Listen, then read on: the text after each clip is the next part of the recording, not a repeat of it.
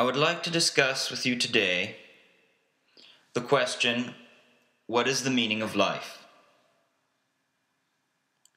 Now, this question has been addressed by philosophers throughout the centuries. It's perhaps plagued every teenager, and it's perhaps one of the fundamental questions we need to address in experiencing our midlife crisis, whenever that may be.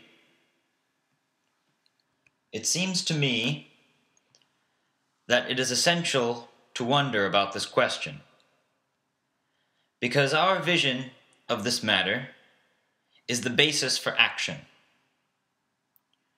That is, negligence of pondering this question is to avoid inquiring into the basis of action for our lives.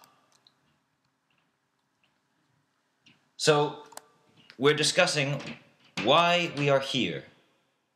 For what reason am I involved in this absurd adventure we call life? So what we're doing cuts right at the heart of ontology, which means the science of being. Ontos, from the Greek, means being and existence. In essence, we're examining the nature of our existence together. So, seeing the significance of this question then, I'd like for us to inquire together about it. I'm not here to propose any kind of answer, to persuade you to one form of thinking or another. I'm a stand-up philosopher who is here to simultaneously entertain you and to present some thoughts to consider for your own inward journey. So, let us begin. Now, the early philosophers and theologians believed that essence is prior to existence. That is to say, there is inherent meaning and value to life and our lives. The later existentialist philosophers thought the other way around, that existence is prior to essence. In other words, it's up to us to make meaning out of life and our own lives. We've got to pick ourselves up by our own bootstraps. But I wonder if we've really looked at this question closely enough, without readily coming to any conclusions. I think there's an underlying assumption in the question that has to be addressed because it affects the entire inquiry. And that is, what do we mean by meaning? The word meaning, or to mean, shares an Indo-European root as the word mind. And this is quite significant because the mind thinks using what we call semiotic activity, or through semiosis. That is, our ability to represent X using Y. Our ability to use symbols and signs to stand for something else, to represent something else. So when we're asking the question, what is the meaning of life? What we're really asking is, what does life represent? What does it signify? In other words, we see life as a sign that stands in for something else beyond it, or behind it. Now, because thought, which is made up of semiotic activity, is thought to be our rational powers, the Western mind, and our highest capacities as human beings, our approach to this question from that angle will naturally be a complex arrangement of more symbols and signs. That, plus the fact that the Western mind thinks of things in terms of everything having a telos, or an ultimate aim or end or objective. So in essence, from that lens, we're asking, what is life's ultimate objective? What's the ultimate aim of going through this whole business we call life? And because thinking is dualistic, there either is or isn't an answer. Either there is meaning or there isn't. Now, if there isn't, you've got to make it mean something, as the existentialist said. If there is, you've got to try and find it out. That's the human journey. But when you do, there's a constant struggle to try and live your life according to some predetermined pattern. Now, if we venture over to the Eastern traditions, the Eastern philosophical way of thinking, such as Taoism, Confucianism, Buddhism, Hinduism, Zen, for example, there seems to be a modality of consciousness that is not confined to dualistic patterns or of thought. There is the recognition that signs and symbols are representations of something else, but not the thing itself. They're illusions. There's a Zen saying, an ancient Buddha once said, "A painting of a rice cake does not satisfy hunger." That is, no matter how long you might look at an image of a rice cake or a food, it's not going to fill your belly. If anything, it might make you more hungry. That's why Zen tries to avoid setting up enlightenment as something, some experience to achieve, because the very idea of it isn't the experiencing of it itself. And even to say that enlightenment is an experience is to fit it in to another symbol, and we go chasing after that. Going back to the question then, we can see that there is an altogether different way that we might approach the question.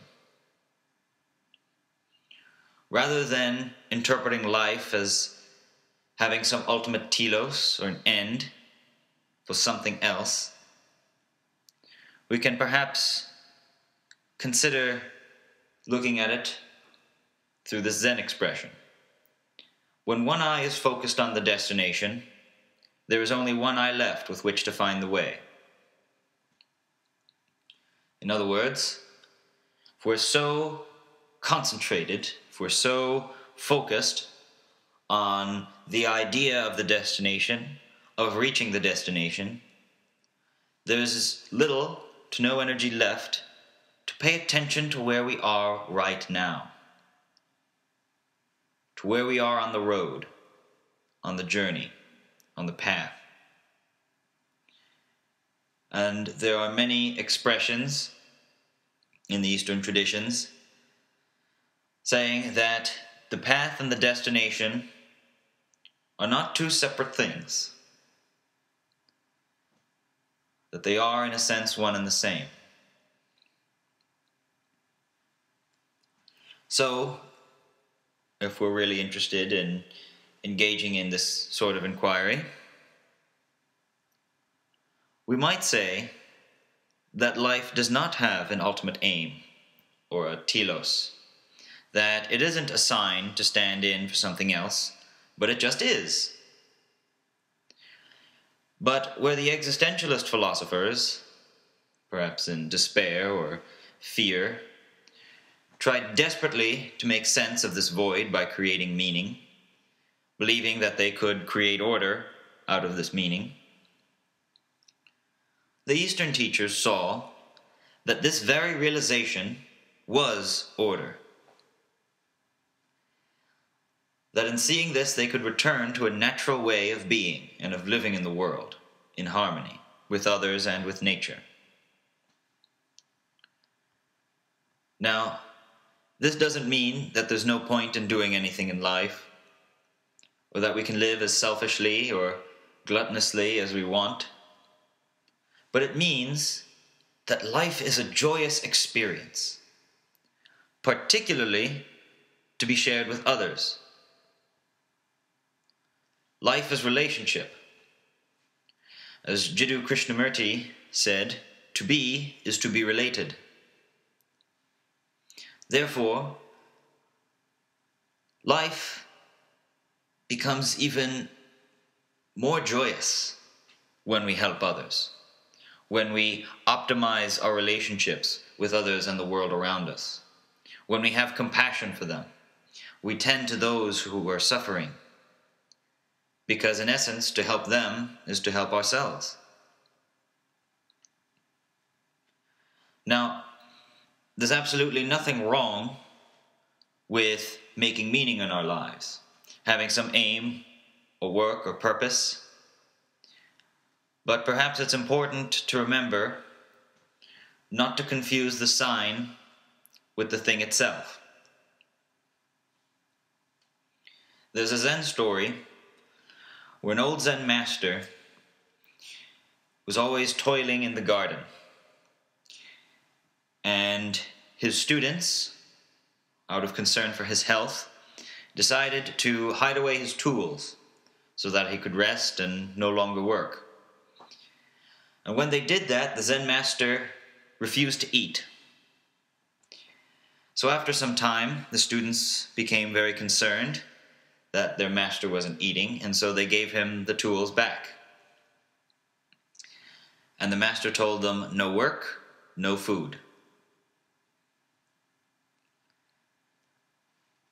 We need to go to work.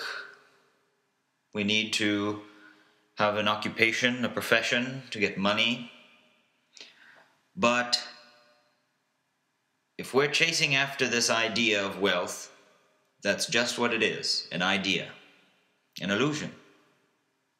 You can't eat money. It won't fill your belly. So we need to do things in life. We need to make it productive. But that doesn't mean we need to be caught up in the whole business of pursuing these things, not recognizing them for what they are. So cheer up. Life is about living it, being in the present moment, experiencing it as fully as it is, as the Buddhists say, in its suchness. So when you're thinking about this question, what is the meaning of life? Bear in mind that the question from this perspective is flawed, because it assumes that life is a sign, is a symbol, that it represents something else outside of it to us. Now, this lecture isn't to try and convince you of anything, to persuade you to take up one form of thinking or another, but merely to shed some light on different perspectives of the question, so that you yourself can come to your own ideas about life, purpose, meaning, so you can gauge an inquiry on a deeper level with yourself and with others. Now, on a somewhat trivial note, if you find that this audio recording, this lecture, was more helpful than the writing on what I call my dialogue, I'd be very much interested to hear your thoughts.